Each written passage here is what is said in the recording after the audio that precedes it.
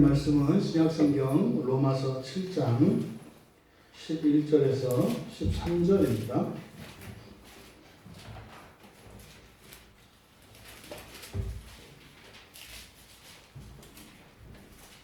로마서 7장 11절에서 13절까지 우리 같이 한 목소리로 함께 읽겠습니다.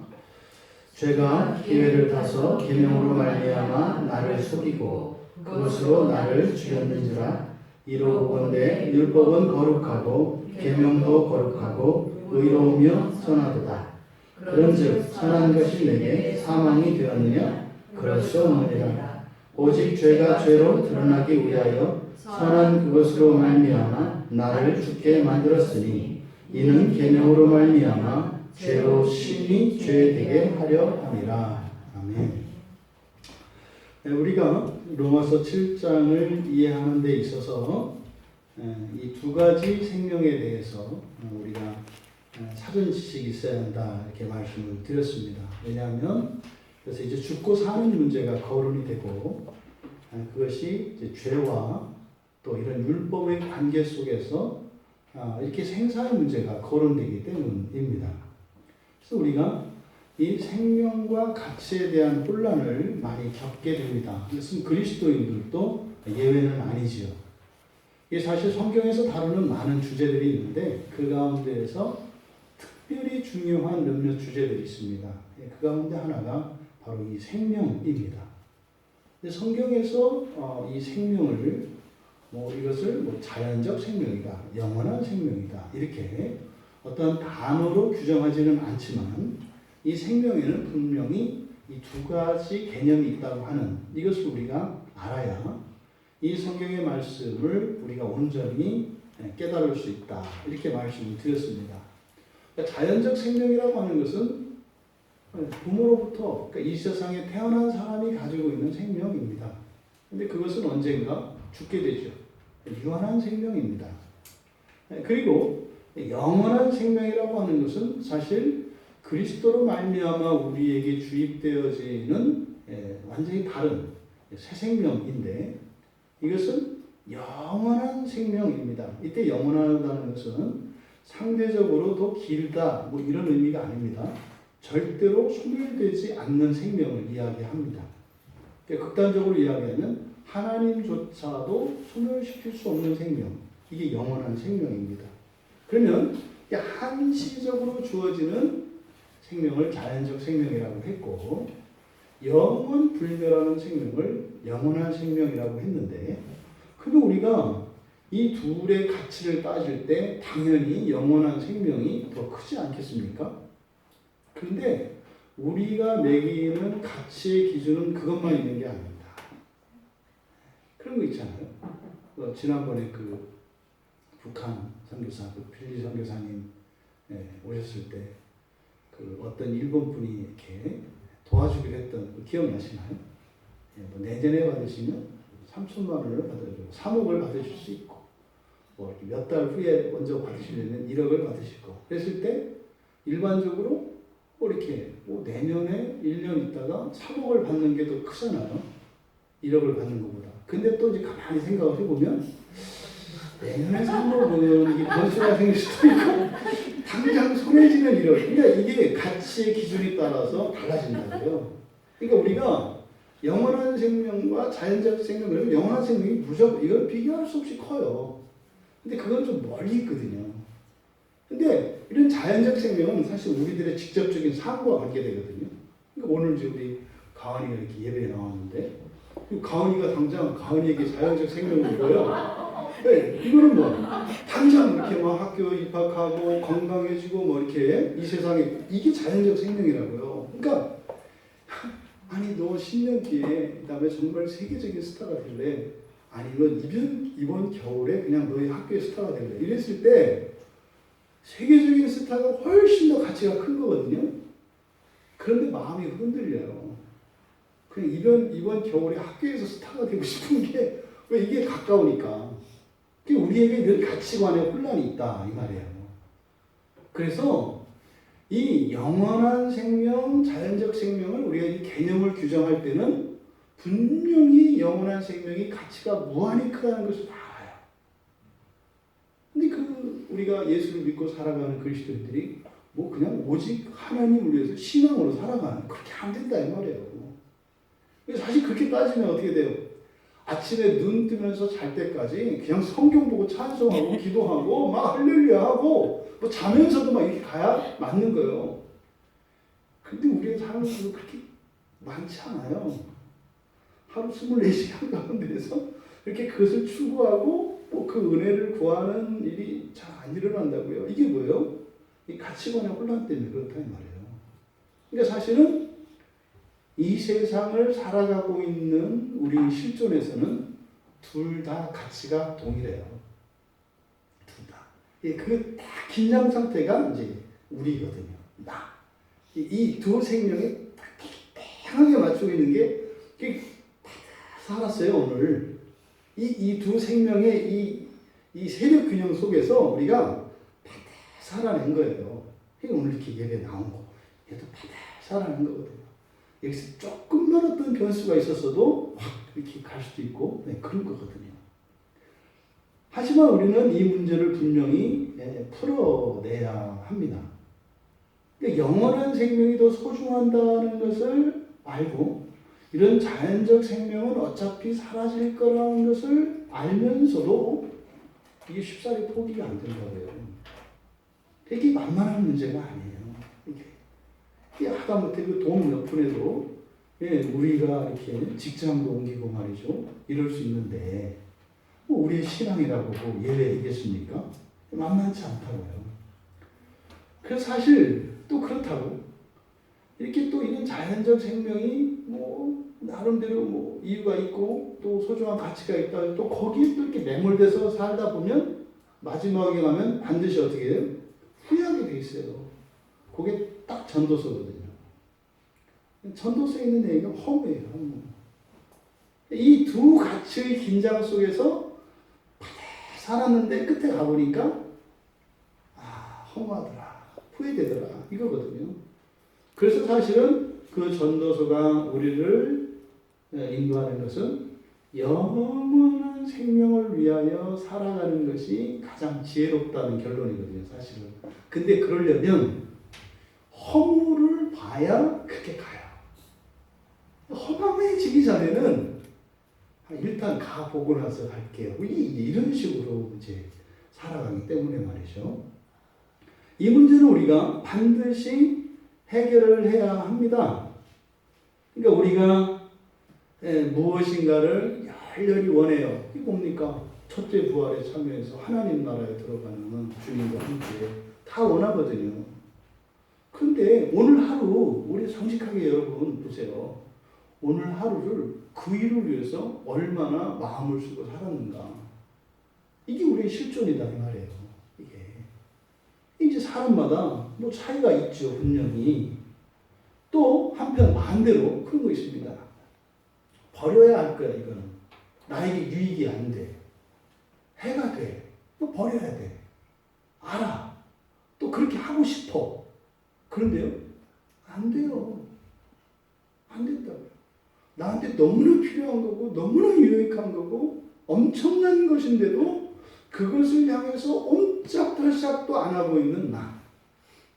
그리고 이게 언제 나에게 어마어마한 피해를 줄지도 모르는 이런 약점과 죄와 허물을 그냥 몇십 년 동안 고스란히 고이고 이렇게 간직하고 있는 나. 이게 이제 우리들의 실존이라는 말이죠.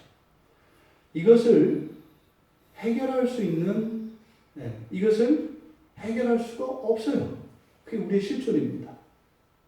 그래서 하나님이 그 문제를, 우리가 해결할 수 없는 그 문제를 어떤 방식으로 어떻게 도우시면서 그것을 해결해 가시는지를 보여주는 게 이 7장이에요. 그러니까 굉장히 그 재미도 있고 굉장히 놀랍기도 하고 그리고 사실은 굉장히 스릴도 있는. 왜요? 금 밟으면 죽거든요. 그러니까 여기 지금 이 7장에서 아주 정교하게 일어나는 그 싸움이 이 7장에서 다뤄지고 있는 거예요.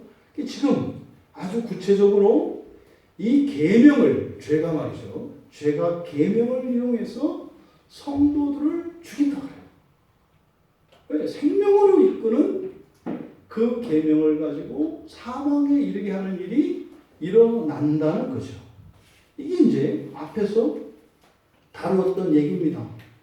바로 10절에서 생명에 이르게 할 그 계명이 내게 대하여 도리어 사망에 이르게 하는 것이 되었도다.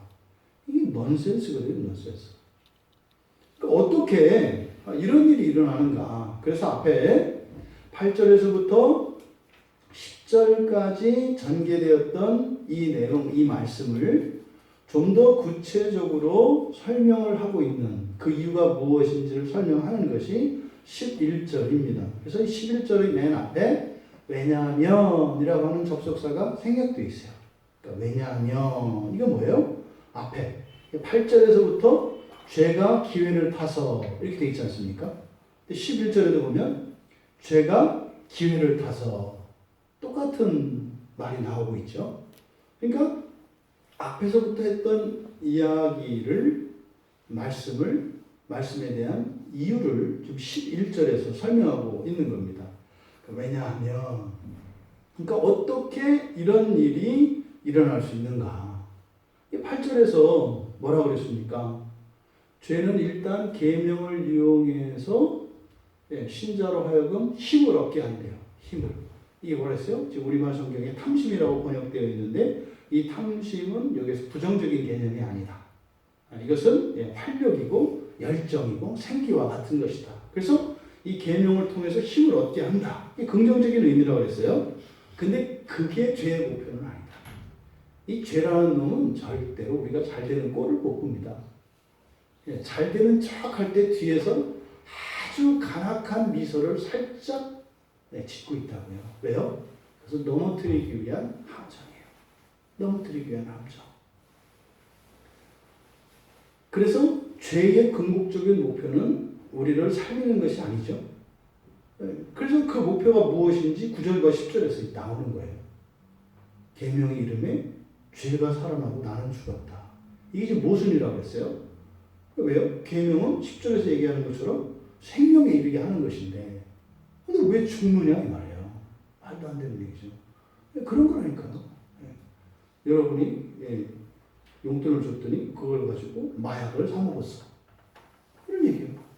아니 부모가 자식에게 용돈을 준 게 그게 잘못된 거예요.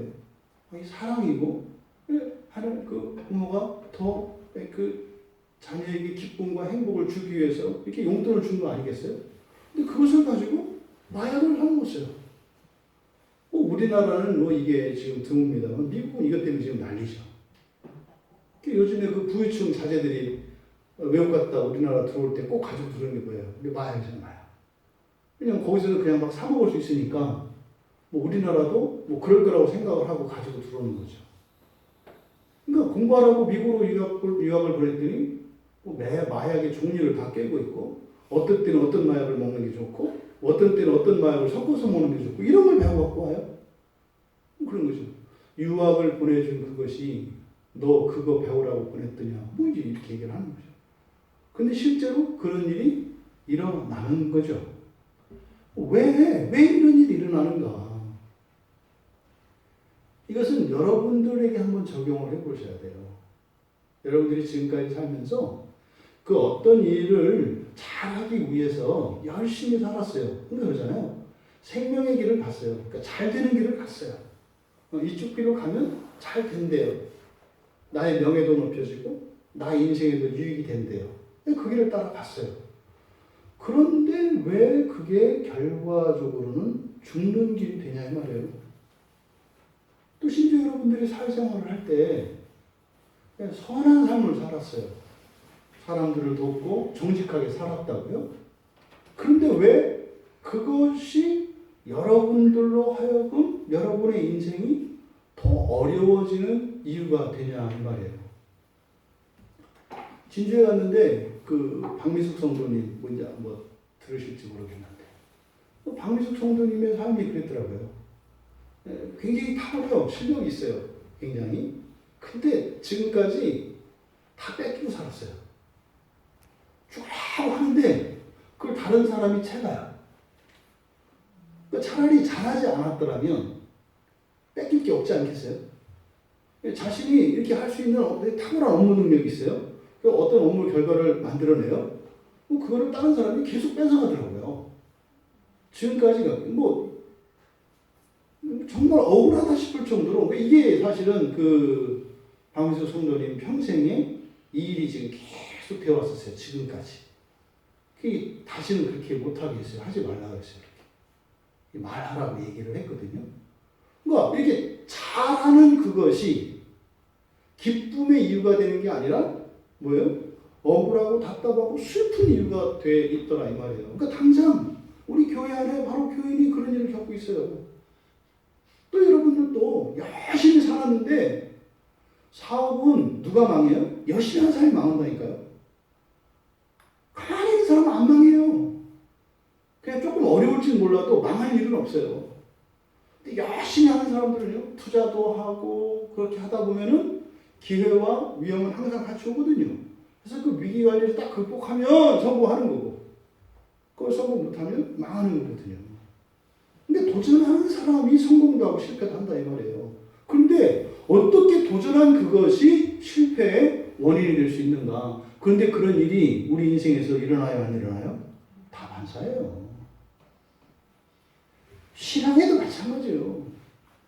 여러분들이 신앙생활을 열심히 하고 하나님을 믿고 살았는데 잘 돼야 되잖아요. 내 뜻대로 돼야 되잖아요. 아니 저의 경우도 예수 안 믿는 아주 골통 불교 유교 집안에서 제가 딱 예수 믿겠다고 나왔어요. 얼마나 훌륭한 거예요. 인정해 주셔야지. 근데 왜 집안이 폭삭 망하냐고. 예수 믿었더니 폭삭 차라리 이럴 줄 알아서 안 믿었지.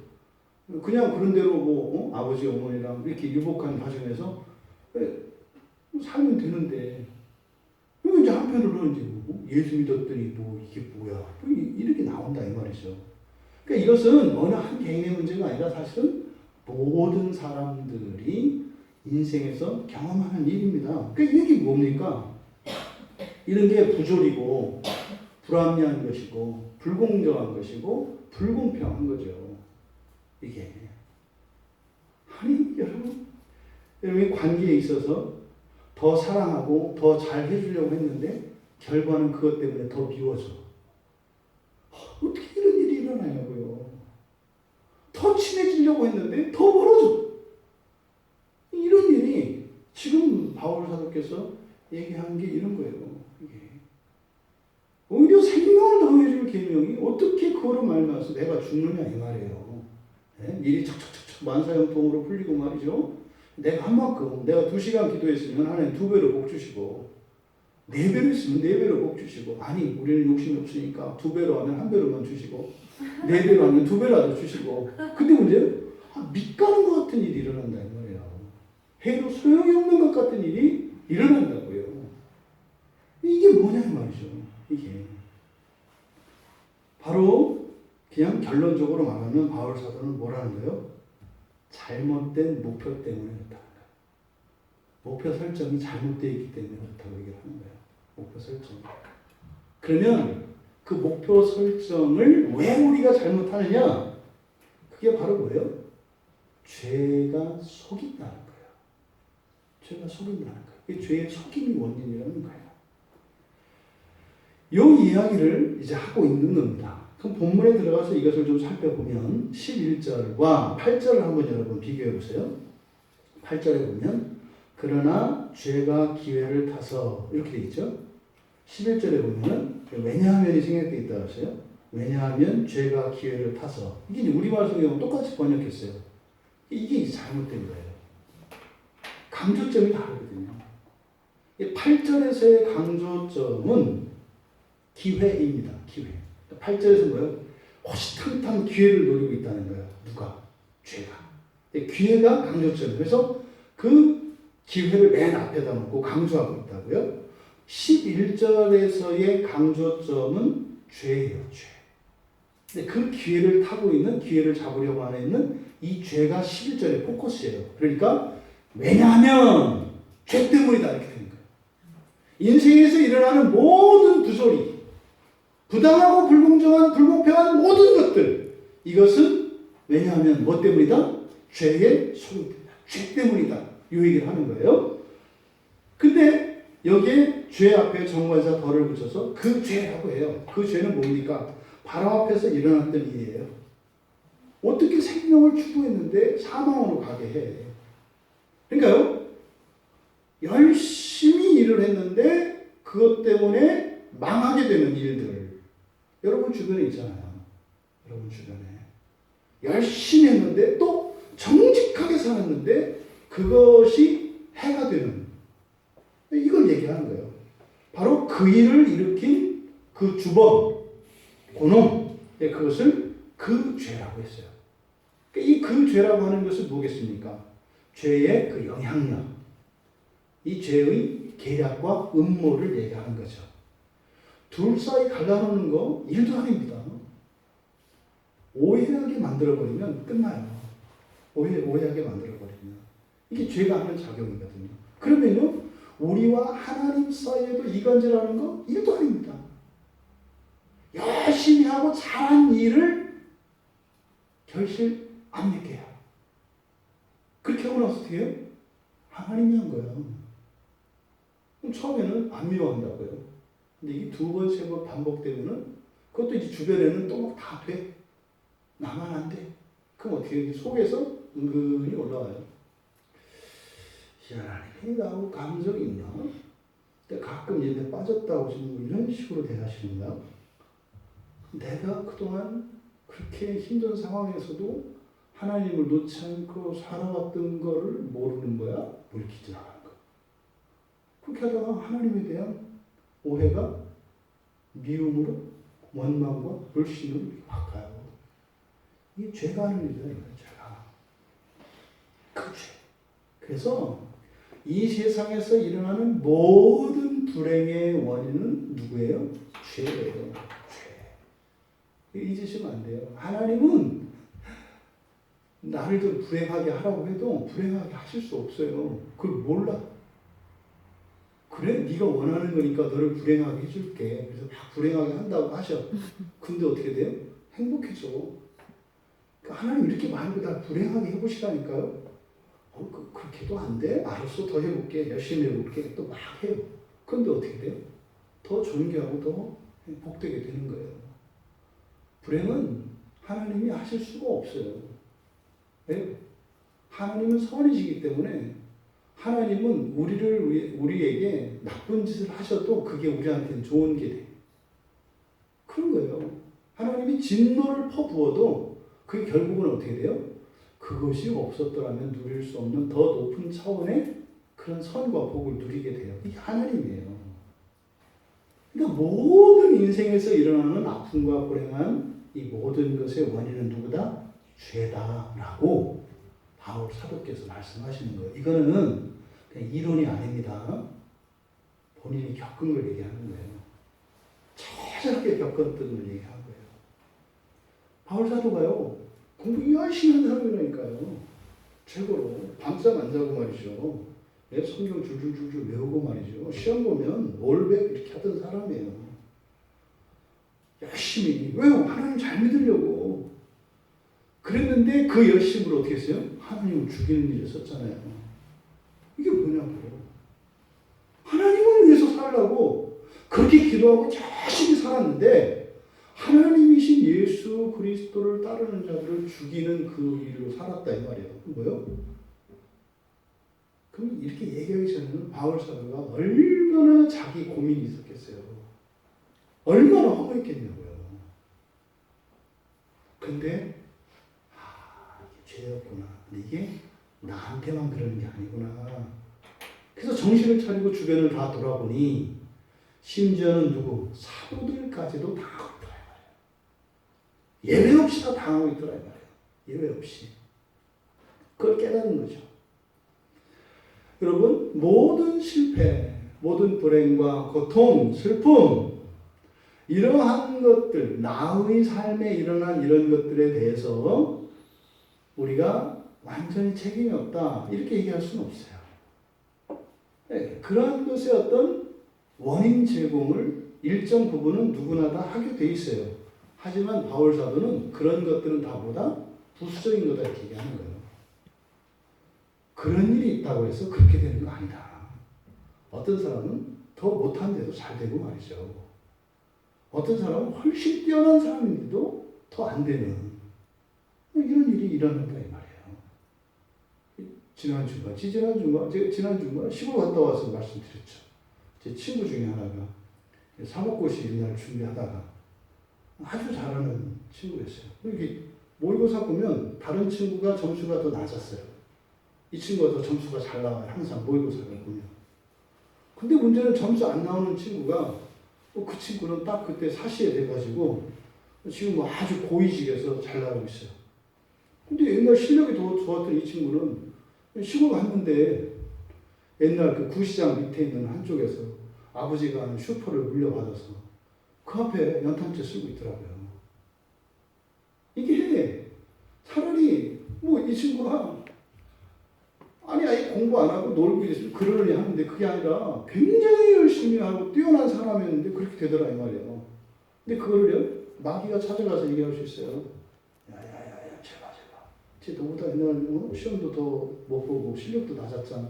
근데 쟤는 왜 저렇게 잘 되고 너는 여기서 지금 맨날 그 술 취한 사람들 와가지고 뭐가 있니 없니 이렇게 막 이러는 말도 안 되는 이러면서 네 인생 살아가야 되니?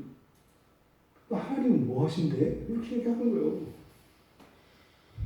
그러다가 그러게 하면 이제 올려드는 거예요. 그러게 하나님이 뭐 했대? 나도 몰랐네? 이러면 이제 그럼 이제 교회 교자만 들어도 싫고 예수의 예자만 들어도 싫은 사람이 되는 거예요. 순식간에. 바울 사도가 이미 그것을 경험했던 겁니다. 그런데 이런저런 책임 원인들을 찾으려고 하지 마라. 일단 근본적인 원인은 누구다? 죄다. 이 죄의 작용이다. 이걸 잊지 말라는 거예요.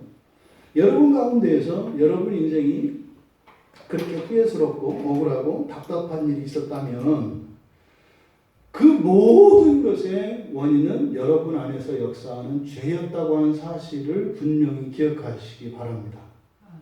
여러분 이 말씀 나를 힘들고 슬프게 만든 이것이 내 안에서 역사하는 죄의 작용이었다라고 하는 이 말씀이 억울하고 답답하고 분통 터지게 하는 게 아니라 이후로 여러분 인생에는 그런 불행한 일이 다시는 일어나지 않을 수 있겠다고 하는 소망이 되시길 바라요.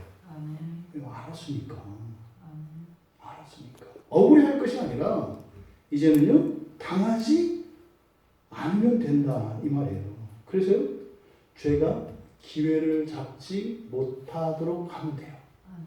이 죄와 죄의 음모와 계략을 알면 돼요. 그리고 어떻게 해요? 그것에 대해서 어떻게 대처해야 될 것인지를 성경을 통해서 깨닫고 또 거기에 필요한 힘과 능력을 주님께 구하면 돼요. 그래서 그것을 받으면 오히려 그 죄를 두려워할 것이 아니라 또 지나간 우리의 인생을 후회할 것이 아니라 이후로 그것을 통해서 그 죄를 선용할 수 있다고 하는 사실 이것을 기억하시기 바랍니다. 그러면 죄가 어떻게 우리를 속이느냐 죄가 어떻게 우리를 잘못된 목표 설정을 잘못하게 해서 죽어라고 그 일을 하게 하는데 그것 때문에 불행하게 하는 이런 일들을 어떻게 하느냐 뭐라고 했어요? 죄는 계명으로 기회를 만든대요. 계명으로 죄가 기회를 타서 계명으로 말미암아 나를 속이고 이렇게 있다고요. 그러니까 죄는 계명으로 속일 기회를 삼는다는 거예요. 여기서 속이다라고 하는 이 말은요 조금 속는 걸 말하지 않아요. 여기에 사용된 이 속는다라고 하는 이 단어는요 그러니까 헛것을 본다는 의미예요. 환영을 실제처럼 착각하다 뭐 이런 뜻이거든요. 그래서 완전히 속이는 거예요. 그러니까 뭐예요? 사기꾼에게 딱 당한 사람들은요 그걸 통째로 다 믿습니다. 그러니까 일정 부분은 진짜고 일정 부분은 가짜인데 이렇게 비교해봐서 그래도 뭐 이렇게 이게 가짜라면은 뭐 해봐야 피해가 얼마 안 되고 진짜면 훨씬 이득이 크니까 한번 할 수 있지 이런 속임이 아니에요. 이건 뭐예요? 완전히 100% 확실한 것으로 믿고 가는 것을 여기서 속인다라고 이 얘기를 하는 거예요. 그러니까 이 죄가 속이는 무기가 뭐다? 계명이다. 이 성경에 기회를 타서 계명으로 말미암아 이렇게 돼 있거든요. 이걸 직역하면 이렇게 되는 거예요. 계명으로 기회를 잡으면서 그런 거예요. 계명으로 기회를 잡으면서. 그러니까요. 계명을 이용해서 계속 기회를 만들어낸다 이 말이에요. 그러니까 성경 공부를 하고 여러분들이 말씀을 깨닫는데 그때 이것을 이용해서 이걸 넘어뜨릴 기회로 계속 만들어간다는 뜻이에요. 여기 지금 사용한 말이. 그러니까 죄는 계명을 가지고 교묘한 방식으로 신자를 속인다는 거예요. 여기서 하나님의 율법을 바로 아는 일이 왜 중요한지 분명하게 드러나는 대목이에요. 하나님의 모든 율법과 계명은 구원을 위해서 주시는 하나님의 은혜의 말씀입니다. 구원을 위해서 주시는 은혜의 말씀이에요. 그런데도 불구하고 악용될 소지가 있다는 거예요. 그래서 성경을 바로 알고 성경을 성경되게 하는 일이 이것보다 더 중요한 일은 없어요. 왜요? 이게 잘못되면 나에게 생명조차도 사망으로 바뀌는 일이 일어나니까 한판 뒤집기가 일어난다고요. 그러니까 이것보다 더 중요한 게 없어요. 그래서 하나님의 말씀이 잘못 가르쳐지면요. 그래서 이런 이단들이나 이런 악한 영들에게 속아서 하나님 백성들이 노예와 같은 삶을 살게 돼요. 심지어는요. 바울처럼 하나님한테 대적하면서 살게 된다니까요. 왜요? 그 사람 입장, 그때 당시 그 사람의 입장은 그게 진리의 편에 서 있고 하나님 편에 서 있다고 생각을 한다고요. 지금 이단에 넘어가 있는 여기 지금 우리 교회 옆에도 그 신천지 있잖아요. 신천지. 그 청년들이 우리 교회는 환영해 주니까 안 오는 것 같아. 오라고 하면 안 와. 오지 말라고 뭐고. 처음에 와서 이렇게 자꾸 도닥거리고 그러니까 부담스러운 거야. 안 와. 우리 교회로 이렇게 교회 옮기라고 할까봐 그래서 그런지 안 와. 근데 여기 보면은 이게 때로 몰려다니거든요. 한 2, 30명. 그럼 청년들이 제가 물어봤어요. 목사님들한테. 이렇게 목사님들 모였을 때 아니 도대체 왜 이단들에는 청년들이 가 있을까? 뭐 이유가 있을 거 아니냐. 근데 모르더라고요. 아무도. 신천지 내가 가봐야 되나. 아니 이해할 수가 없어요. 진짜로 청년들이 그렇게 많아요. 거기 가면. 주일날 보통 7시에 교회 나와요. 걔네들이.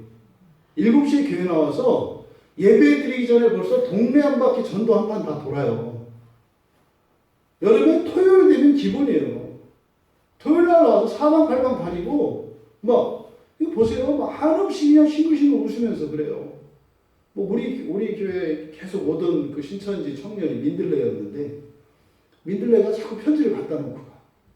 민들레부터 편지가 와. 그래서 기독교 어떻고 해서 어떻게 하다 편지 놓고 나오다 만났어요. 깜짝 놀라더라고요. 괜히 놀라지 마라. 네가 민들레고. 근데 와가지고 언제나 이제 그 단체로 이렇게 해서 가가지고 얘기를 했어요. 근데 애쓴다. 미안하다. 내가 목사로서 미안하다. 너희들이 하는 말 틀린 말 아니고 교회에서 일어나는 이런 잘못된 있고 미안하다. 이렇게 애쓰는데 미안하다. 이쯤 우리 교회 가서 음료수 한 잔 마시러 가라. 아유 됐대. 자꾸 방지니까 안 와. 이제 보고 싶어. 또 너무 많아. 가끔 한 번씩 왔는데 안 와. 왜 그런 일이 일어날까요? 속아서 그래요. 속아서. 그 이유가 뭔지 모르겠지만 아시잖아요. 요즘 젊은이들이 어떻게 사는지. 어떻게 새벽부터 나와서 그렇게 막 복음을 전하고 불쌍히 여긴다니까 기존 교회에 있는 사람들을. 막 가슴 아파. 이렇게 막 제 개잖아요. 개. 그 사람들에게. 목사가 개거든요. 개. 마귀 앞잡이고 이러거든요. 그러니까 그 마귀에게 붙잡혀 있는 이 기성교회 교인들을 보면 너무나 마음 아픈 거예요. 그 사람들 기도할 때요. 즐겨요. 하나님, 저 기성교회에 있는 저 성도들 저게 진리의 길인 줄 알고 마귀에 속아서 사망 길로 그 불지옥으로 떨어져 가고 있는 저들 막 어찌합니까? 난리가 나요. 요게 속는 거예요. 요게 속는. 이게 뭐예요? 왜 이런 일이 일어날까요, 여러분? 성경이 아니라 자기 확신을 더 믿기 때문에 그래요. 내가 느끼는 것, 내 생각이 성경보다 더 위에요. 구체적인 이유는 뭔지 모르겠지만 이게 근본이에요. 이단에 가는 사람들의 공통점은 뭐냐면 성경보다 자기가 위에요. 그래서 성경과 다른 자기의 생각을 성경을 이용해서 옳다고 해주면 그걸 따라가요. 그래서 성경을 이상하게 가르쳐줘. 내가 믿고 싶은 바, 내가 확신하는 그것을 성경으로 뒷받침해주면 목숨 건다고요. 그러고 있죠. 내가 원하는 것은, 내가 원하는 것을 위해서는 모든 걸 버릴 수 있어. 근데 내가 싫어하는 것은 눈꼽만큼도 양보 안 해. 이상하죠? 본성적인 거 아니죠. 어떤 사람에게는 어마어마하게 친절과 사랑을 베풀어. 근데 어떤 사람한테는 아주 쌀쌀먹게 돼. 이건 본성적인 거 아니죠. 본성적인 것은 언제 어디에서나 누구에게 항상 나오는 게 본성적인 거예요. 이 사람도 그러세요. 우리들끼리는, 그끼리는 모든 게 다 강하죠. 근데 여러분, 이게 이단들만 그런가요? 이 일의 시작은 기성교회에서 시작됐어요. 기성교회에서. 그러니까 그거를 모아서, 그런 것들을 모아서 만든 게 이단이에요.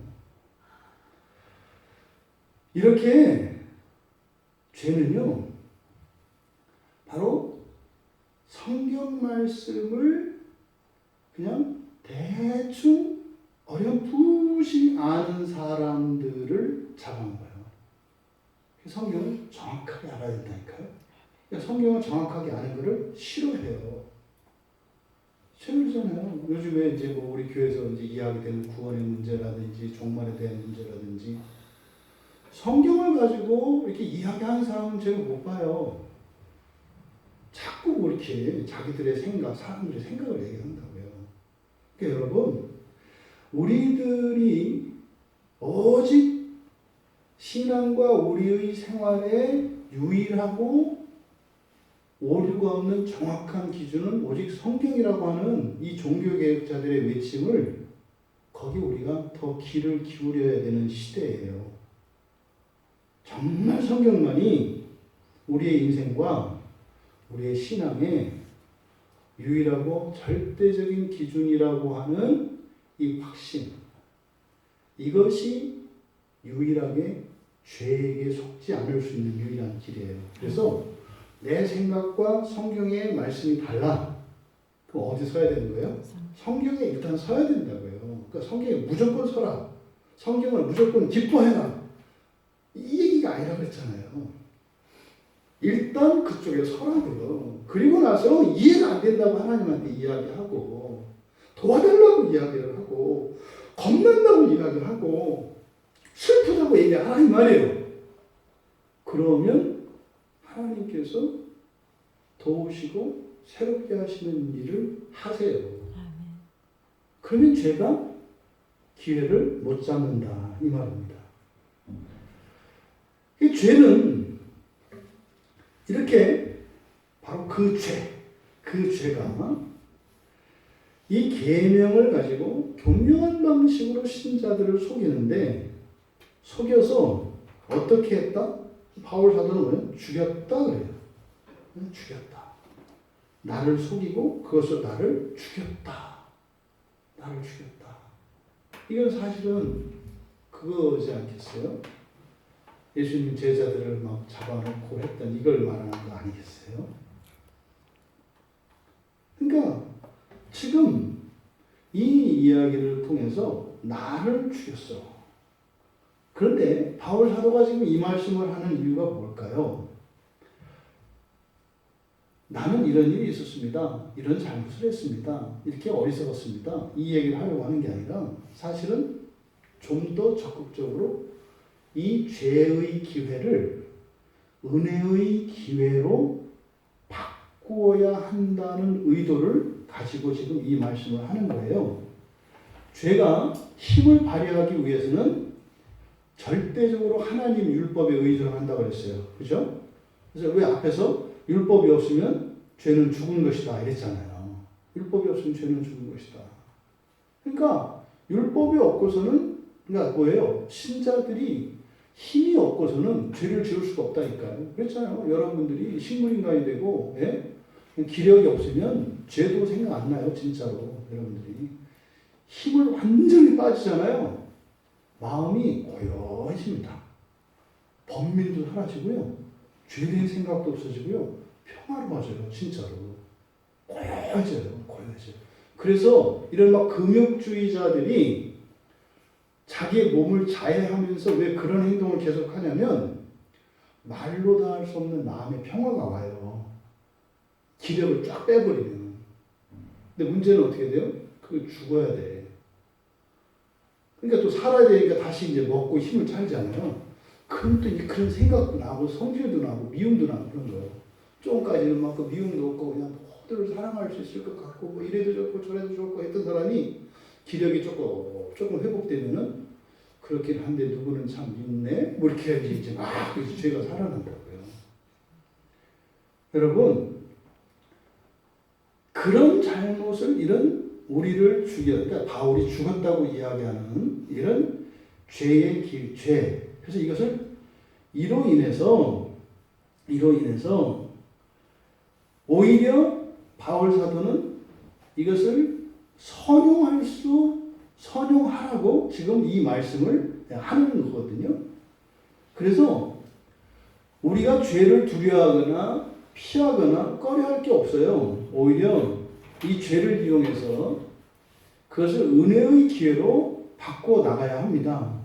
시편 31편 19절에 보면 이것을 경험한 시인의 노래가 있어요. 이렇게 얘기해요. 주께 피하는 자를 위하여 인생 앞에 베푸신 은혜가 어찌 그리 큰지요. 여러분, 주께 피한다는 의미가 뭘까요? 단순히 도움을 청하는 게 아니에요. 도움을 청하기 전에 어려움이 있었겠죠. 어려움의 원인은 죄지요. 그럼 죄가 기회를 삼아서 나를 죽이려고 한 거죠. 그래서 어려움에 처했죠. 근데 그때 그것으로 인해서 여호와 앞에 나갔더니 오히려 그것이 없었더라면 경험할 수 없었던 은혜가 부어진 거예요. 이거를 앞에 우리가 로마서 5장 20절에서 살펴봤잖아요. 5장 20절에서 죄가 있는 곳에 어떻다? 은혜가 더욱 넘쳤다. 이 얘기예요. 그 죄를 자랑할 수는 없지만 죄 있는 곳에 은혜가 더 넘쳤다. 이미 얘기를 했잖아요. 근데 지금 여기서 죄가 나를 죽였다라고 하는 얘기는 조심해. 죄 지면 죽어. 이 얘기를 하는 게 아니죠. 이건 뭐예요? 이거 반전의 기회로 삼을 수 있다는 의도를 가지고 얘기를 하는 겁니다. 이게 뭐예요? 사망을 더 큰 생명으로 바꾸는 거. 이게 회개예요. 이게 회개. 그러니까 이미 계명을 율법을 통해서 내게 힘이 생겼어. 그죠? 이런 열정이 생겼어. 근데 목표 설정을 잘못해서 그것을 오히려 죄를 짓고 사망의 길을 가게 해. 죄를 졌잖아요. 근데 거기서 끝나는 게 아니라 그때 그것을 깨닫고, 그죠? 하나님께 은혜를 구하며 그리스도 앞으로 나가면 그것을 뒤집어서 반전시키는 하나님의 은혜가 있다는 거예요. 이게 바로 회개라니까요. 근데 사람들이 회개하지 않고 다른 방식으로 상황을 바꾸려고 해요. 이게 이제 죄가 또 계속 속이는 거죠. 여러분, 죄의 기회를 이용해서 더욱 사시는 여러분 되시기 바랍니다. 그러니까 죄는 그 기회를 이용해서 나를 사망에 이르게 했다고 하지만 사실은 바울 사도께서 이 편지를 쓸 때는 죄가 나를 죽이려고 했고 정말 내가 죽을 뻔했다. 그런데 거기서 어떻게 해요? 더욱 살아났다는 사실을 더욱 살아나는 경험을 이미 했죠. 사실은요, 이 경험을 바울 사도만 하는 게 아니죠. 이 자리에 계신 여러분 모두의 간증이지 않습니까? 여러분들의 지난 날을 한번 되돌아보시라고요. 예, 부끄럽고 어리석고 이렇게 고집스러웠던 우리의 과거가 있잖아요.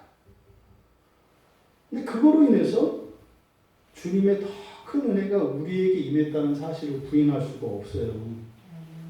그러니까 내가 헛된 길로 가지 않았더라면 겪지 않았을 이런 고초, 어려움 이런 게 있지 않습니까?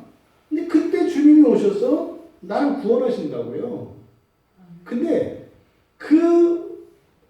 내가 겪었던 그런 고난, 고초 이런 것 속에서 주님께서 나를 구원하실 때 어떤 일이 일어나냐면 그게 나의 고난과 나의 고통이 아니라 그리스도의 십자가 고난을 체험하게 돼요.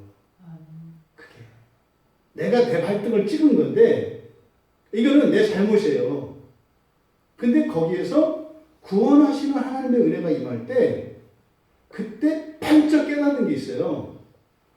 내가 나쁜 놈이지 뭐 이런 게 아니라 뭐야, 주님이 나를 구원하실 때 이렇게 아프셨던가? 아니 이것보다 더 하시겠네? 나는 그냥 예수님이 하나님이어서 오셔서 대충 사시다가 그냥 십자가에 죽으시고 부활하셔서 구원한 건 줄 알았는데, 야, 마음이 찢기고 육체적으로 어마어마한 고통을 겪으시고 그 피곤함 밤새 문초당했잖아요. 지친 몸으로 잠 못 자게 하고 얼마나 침 뱉고 모욕했을까요? 예? 이 주님이 겪으셨던 게 이런 거였어? 조금 체험하게 된다고요. 이게 뭐예요? 우리의 실수 때문에, 우리의 잘못 때문에. 그러면서 사실은 나 자신조차도 용납할 수 없는 나의 어떤 과거의 실수와 범죄, 그런 나를 용서하시는 주님에게서 그 감당할 수 없는 폭포수와 같이 쏟아지는 하나님의 은혜와 사랑이 무엇인지를 경험했다고요. 말씀이 그렇죠? 오늘 새벽에 우리 권혜인 집사님이 외딴산에 홀로 계신 박라의 성도님이 새벽 기도에 참여하고 싶다고. 그래가지고 오늘 처음으로 새벽 예배 이렇게 중계를 했다고요. 아까 전화가 왔어요. 목사님 너무 잘 들려요. 새벽이니까 이제 아무래도 이제 이용자 수가 적으니까 하나도 안 끊기고 너무 신기하다고요. 지금도 아마 이제 예배 드리고 계시겠죠. 지금 예배 드릴 때는 마을 주민들도 얼씬도 못하게 한다더라고요. 내가 예배 드리려고 이 섬에 있는 거지 당신들이 있는 거 아니야. 물론 그건 아니고 예배는 절대로 방해받을 수 없다고 딱 마을 주민들한테 얘기를 했대요. 이게 이제 박남윤 성도님의 고백이에요. 내가 일이 발령받은 게 다른 게 아니라 하나님 예배하라고 일이 인도하셨구나. 그 보건소가 예배당이에요. 예배 시간에. 이제 없죠, 아무도. 거기에서 홀로 이제 딱 예배를 드리시는 거. 그러니까 지금 여기 계신 거예요.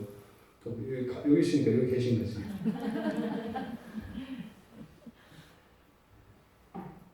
근데 그 얘기를 해요. 옛날에 이제 이렇게 잘못된 신앙생활하고 실수했던 것에 대해서 굉장히 죄책감이 컸어요. 근데 오늘 지금 이 순간에 어떤 은혜가 있다면 사실은 과거의 그런 실수와 잘못이 지금 더 큰 은혜의 이유가 된다 이 말이에요. 저 또한 마찬가지입니다. 제가 한 짓이 있기 때문에 하나님 은혜가 감사하다 이 말이에요. 만약에 제가 저 스스로 하늘으로 한 점 부끄러움이 없다. 그럴 때 무슨 은혜가 있겠어요? 예? 자랑만 있겠지. 그러니까 내가 지었어도 모르면 소용이 없는 거예요. 그래서 그런 잘못을 저질렀다 하더라도 그것을 깨닫는 자가야. 그래서 누가 은혜를 받아. 그건 뭡니까? 사실은 자신의 지난 날의 죄를 깨달은 거죠. 그랬을 때 은혜가 오는 거예요. 목사님 저는 은혜가 안 돼요. 왜 그래요? 너무 훌륭하셔서. 너무 훌륭하셔서. 훌륭하신 분이 어떻게 은혜를 받겠어? 난 아무리 생각해도 그렇잖아요. 지난주에 돌아가신 그 선우선 할아버지가 일주일 전에 비로소 죄를 고백했다. 그게 어려운가 봐요. 예수님을 영접하셨어요. 왜? 저한테 어이 하던 분이 목사님 이렇게 얘기하고 생명과 같이 여기던 달마도를 태워버린 걸 보니까 주님을 영접한 건 맞아. 근데 그거보다 더 어려운 게 내가 죄인입니다 고백을 안 하더라고요. 근데 그분 같은 경우에는 그것이에요. 6.25 때 부역한 거. 6.25 때 그 인민군한테 부역해가지고 막 기독교인들 죽이는 현장에서 부역을 하고 그 옆에 거들었거든요.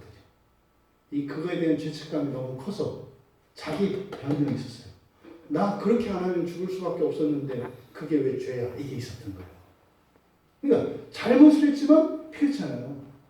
핑계를 대고 원망을 대는 사람은 하나님의 은혜를 누리지 못한다고 그랬죠. 인정하지 않으니까. 그 뭐라고 하는 게 아니에요. 하나님 제가 살자고. 예수 믿는 사람들 그 죽창에 찔려 죽는 그 자리에 제가 있었어요. 제가 죄인입니다. 이렇게 하면 되거든요. 그게 안 되는 거예요. 내가 하고 싶어서 한 줄 알아요? 나도 싫어했단 말이에요. 내가 완장 차고 싶어서 산 줄 알아요? 안 그랬으면 죽었어요. 그럼 내가 그때 인민군에게 끌려가지고 총 맞아 죽어야 하나님 속 시원하겠어요? 완장이라도 차고 살았어야지. 이게 있었던 거예요. 평생. 이분이 왜 안 돌아가셨나 했더니 그 고백을 할 때까지 하나님께서 생명을 연장시켜 주시다. 심장 여러 번 멎었어요. 그분은. 근데 멎었다가 살아나요. 멎었다가 여러 번. 그러니까 일주일 전에 딱 죄인이라고 고백하고 나니까 딱 데려가시더라고요. 여러분, 우리의 죄가 있습니다. 그 죄를 인정할 때 은혜가 임합니다. 그런데 여러분, 똑같은 죄로 그렇게 죽는 일은 한 번에는 족합니다. 똑같은 죄로 계속 죽으면 안 돼요. 한 번 죽는 거로 족하죠. 그것으로 나를 죽였는지라. 이거를 부정과거형으로 쓰거든요. 부정과거형은 이례적 사건이라 있어요. 무슨 말입니까? 한 번 죽는 거로 족하다 이 말이에요. 다시는 당하지 마세요. 다시는 당하지 마세요. 그것을 은혜의 기회로 바꾸세요. 12절에서 이로 보건대 율법은 거룩하고 계명도 거룩하고 의로우며 선하도다. 여러분 잘 생각해 보세요. 11절과 12절의 문장이 연결이 되나?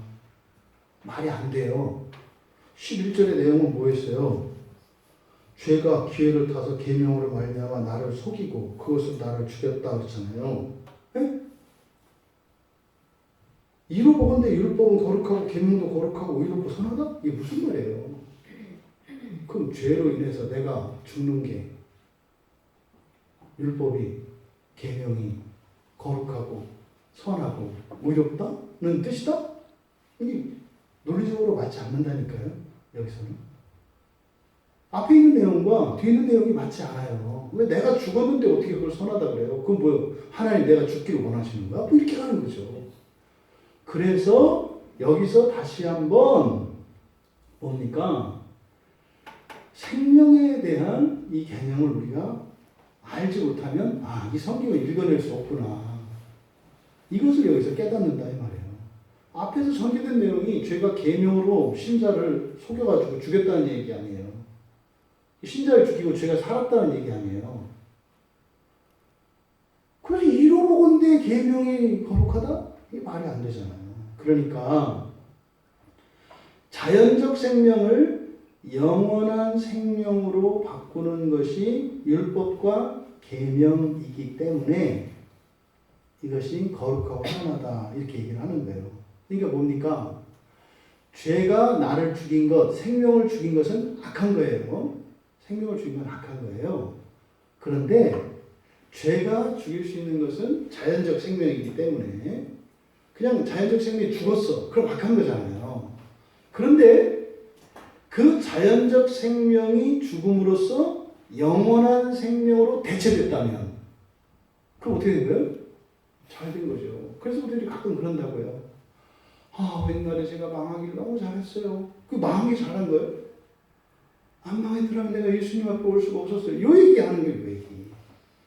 그래서 지금 율법과 계명이 거룩하다라고 이야기할 때 여기에는 자연적 생명을 죽일 수 있도록 하나님이 허용해 주셨지만 그것을 이용해서 자연적 생명이 죽어진 그 자리에 영원한 생명을 심으시는구나. 이걸 우리가 깨달을 수 있어야 된다 이 말이에요. 그래서 자연적 생명이 죽은 것이 영원한 생명으로 대체되는 것이었기 때문에 오히려 잘 된 거라고요. 그래서 율법이 거룩하고 선하다 이렇게 얘기를 하는 거죠. 그러니까 시편 119편 71절에서 많은 그리스도인들이 암송하는 구절 아닙니까? 고난이 오히려 나에게 유익이다. 고난이 오히려 나에게 잘된 거다. 왜요? 주의 윤례를 알게 되므로. 인생의 불행과 어려움을 겪을 때 그것으로 인해서 반드시 하나님의 백성들은 더 큰 은혜를 누리게 되겠습니다. 그래서 고난도 우리에게 유익이 되는 거예요.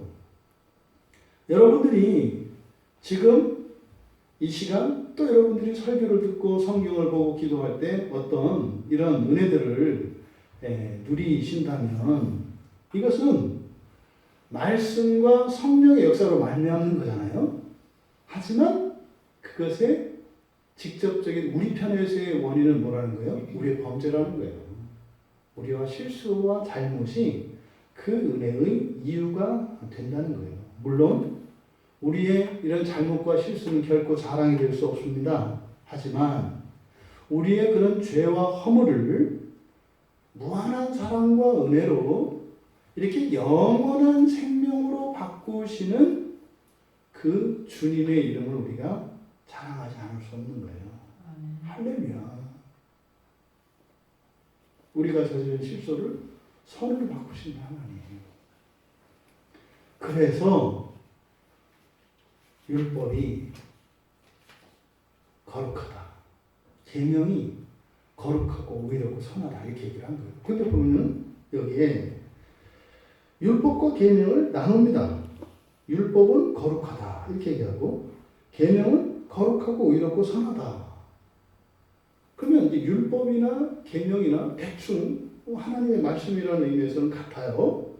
근데 율법과 계명의 차이가 뭡니까? 율법은 하나님의 말씀 전체를 나타내는 말이에요. 율법이라고 하는 것은 하나님의 말씀 전체. 그래서 하나님의 말씀 전체는 뭡니까? 구원과 관련된 거잖아요. 구원은 좋은 거예요. 또 이렇게 잘 사는 거, 이게 구원이에요. 그럼 율법이 거룩하다, 하나님의 말씀이 거룩하다 이랬을 때는 무슨 뜻입니까? 살아도 더욱 살게 하고 죽어도 살게 하는 게 율법이라는 뜻이에요. 여러분이 더 잘되고 행복하고 기쁘게 살아가는 방식이 예수 믿는 것밖에 없어요? 아니에요. 지금 이 시간 여러분들이 이렇게 예배 드리는 것보다 더 즐겁고 더 기쁘게 하는 무엇이 있잖아요. 그렇지 않아요? 얼마든지 있다니까요. 근데 율법도 그런 일을 해요. 근데 율법이 아닌 다른 것, 대표적인 게 돈이죠, 돈. 네? 이게 우리를 기쁘게 한다니까요. 근데 거룩하다는 것은 다르다는 거예요. 구별된다는 거예요. 그럼 왜 하나님의 말씀은 이렇게 구원하는 길이 여러 가지가 있어. 이때 구원이라는 것은 종말론적인 구원을 말하는 게 아니라 현재의 삶에서 내가 원하고 내가 즐거워하고 내가 기뻐하는 것을 나에게 지어주는 걸 구원이라고 얘기한 거예요. 그럼 하나님의 율법도 그걸 줘요. 또 다른 것도 줘요. 그런데 왜 율법은 다르다, 거룩하다는 것은 다르다는 거예요. 뭐가 달라요? 다른 것들은 한계가 있고요. 조건이 있어요. 어떤 사람은 되고 어떤 사람이 안 돼요. 지금 이 자리에 계신 분 중에 뭐 이게 큰 돈을 줄 테니까 나와라. 그래서 나갈 사람도 있고 안 나갈 사람도 있어요. 다르다고요. 사람마다. 그리고요. 그것도 그렇게 돈 좋아하는 사람도 어떤 때는 돈 싫을 때가 와요. 그런 거라고요. 근데 계명은 어때요? 이거는 절대적입니다. 언제? 죽어 있을 때조차도 살려요. 절망 가운데서도 소망을 보게 해요. 그러니까 이것은 하나님의 말씀을 통해서 일어나는 구원에만 있는 거예요. 다른 거는요. 망하는 것도 있고 흥하는 것도 있어요. 근데 하나님 말씀은요. 다 흥해요. 다 흥해요. 그래서 거룩하다. 그래서 총체적으로 율법은 영원히 언제나 어디서나 모든 것에 누구에게나 다 좋기 때문에 다르다. 이것을 율법이 거룩하다 이렇게 얘기하는 거예요. 그럼 그 다음에 계명은 뒤에 설명이 더 많이 붙어 있네요. 거룩하다 끝나지 않고 의롭다, 선하다 이렇게 얘기했어요. 그러니까 왜 이 계명을 그랬을까? 여러분 생각나시나요? 이 계명 엔톨레라고 하는 말은 뭐라고 했습니까? 하나님의 말씀, 하나님이 우리에게 주신 약속, 그 목표를 향하여서 실천적으로 가게 하는 말씀이라고 했어요. 그러니까 이 계명이라는 것은 뭐예요? 실천적인 말씀이에요. 이렇게 해라 저렇게 해라 이리 와라 저리 와라 가라 마라 하는 이런 실천적인 구체적인 하나님의 말씀을 계명이라고 한다고요. 그러니까 하나님의 말씀으로서의 율법이 가지고 있는 거룩함이 있고 근데 그것을 따라 지켜 행하며 살아갈 때에는 거룩함이 어떻게 해요? 의로움으로 선함으로 우리에게 실제적인 유익이 된다는 거예요. 여러분들이 하나님의 말씀을 그저 알고 있는 것, 예, 거룩한 일입니다. 복된 일입니다. 그런데 그것을 따라 여러분들이 실천하고 살고자 할 때 그 율법이 뭐가 돼요? 그때는 계명이 돼요. 계명이 되면 어떤 일이 일어난다? 여러분들을 의롭게 합니다. 여러분들을 선하게 합니다. 선한다는 건 좋게 한다는 거예요. 여러분 좋게 해요. 좋게 하고 또 여러분들을 의롭게 해요. 의롭게 한다는 것은 뭐예요? 완전하게 한다는 말이에요. 그럼 존재론적으로 여러분을 완전하게 하고 여러분의 삶과 여러분의 영원한 삶을 더 좋게 만든다 이 말이에요. 뭐하면? 말씀을 따라 실천적으로 살면. 그래서 율법과 계명에 대한 설명을 이렇게 나누어서 하고 있다. 아는데 머물지 말고 지켜 행할 때 날마다 우리를 의롭게 하시고 선하게 하시는데 거룩하게 하십니다. 그 은혜를 여러분들이 다 누리실 수 있게 되기를 바랍니다. 이렇게 얘기를 풀고 나서 13절을 보면 이제 이해가 돼요. 그런즉 선한 것이 내게 사망이 되었느냐? 그럴 수 없느니라. 오직 죄가 죄로 드러나기 위하여 선한 그것으로 말미암아 나를 죽게 만들었으니 이는 계명으로 말미암아 죄로 심히 죄되게 하려 함이라. 무슨 말이에요? 일시적으로 죄에 속아서 신자가 그것 때문에 피해를 보고 죽는 줄 알았더니 그 죽는 그것 때문에 더 큰 은혜를 부어주시고 결국은 뭐예요? 죄를 드러내기 위한 것이라는 거예요. 죄를 드러내기 위해서 그렇게 신자들의 삶 속에 이런 불행과 어려움들이 일어난다 이 말이에요. 거기서만 딱 보면은 이게 억울하고 원망스럽단 말이에요. 하나님이. 어떻게 돼요? 이걸 불행을 불행으로 놓을 것이 아니라 불행을 전화 위복시켜서 더 좋은 생명으로 더 좋은 구원을 바꿔야죠. 그리고 나서 마지막 결산은 뭐예요? 내 안에 감춰져 있었던 내 인생에 도사리고 있었던 죄가 더욱 죄되게 딱 드러난다 이 말이에요. 그럼 뭐겠어요? 로빈 후시 이제 말씀에 화살로 팍 해가지고 죄의 점수를 팍 찍어서 죄를 딱 그냥 깍 하고 단발마든 비명을 지르고 죽으면 우리가 거룩해지는 거죠. 그러면 우리 개인의 본성뿐만 아니라 우리 개인의 삶뿐만 아니라 여러분 가정, 여러분 가족, 이 나라, 이 민족, 심지어는요 여러분의 조상과 자손들에게까지 그 은혜가 임한다는 거예요. 여러분, 이 율법과 계명이라고 하는 것은 우리의 삶 속에 죄를 드러내기 위해서 이런 복잡한 과정을 거친다라고 하는 것을 바울스럽게 가르쳐 주신 겁니다. 여러분 인생에 이런저런 어려움이 닥쳤을 때 거기에 멈추면 안 됩니다. 그 뒤에 일어날 하나님의 구원에 대해 소망을 가지시고 이런 환난과 어려움은 사실 궁극적인 목적은 뭐라는 겁니까? 죄를 더욱 죄가 되게 해서 분명히 드러나게. 그 뭡니까? 이거는 사실은 그 이전까지는 나에게 죄가 아니었어요. 나의 자랑이었고 나의 아름다움이었고 나의 공로가 되는 것이었다고요. 그 실체를 딱 드러낸다 이 말이에요. 바로 이 율법과 계명에 대한 우리들의 오해가 풀리기를 바라고 이렇게 정말 이 율법과 계명을 통해서 우리의 삶 속에서 구원하시는 그 성령의 이런 역동적인 구원의 일들이 원리적으로 깨달아졌기를 바랍니다. 그래서 율법과 계명을 통해서 날마다 우리 안에 있는 죄가 더욱 드러나고 그것들은 죽어지고 그것들이 우리를 괴롭게 했던 그것 때문에 그것이 없었더라면 경험할 수 없는 더 큰 은혜를 누리며 그렇게 날마다 우리를 구원하신 예수 그리스도의 은혜를 찬양하며 살아가시는 우리 모두가 되시기를 주님의 이름으로 축원합니다. 우리 말씀을 생각하며 잠시 기도합니다. 하나님의 말씀 앞에 주눅들지 말게 하옵소서. 지나간 우리들의 삶 속에 그런 죄와 허물로 인해서 후회하거나 부끄러워하거나 두려워하지 말게 하옵소서. 오히려 그것을 하나님 앞에 정직하게 드러내므로 죄로 심히 죄되게 하여서 그 죄를 죽이시고 그 죄로 인해서 피해를 받았던 나를 회복시켜 주시고 오히려 그 죄가 없었더라면 누릴 수 없는 더 큰 은혜로 인도하시는 그 하나님의 은혜를 누리며 날마다 이기게 하옵소서. 우리 같이 기도합니다.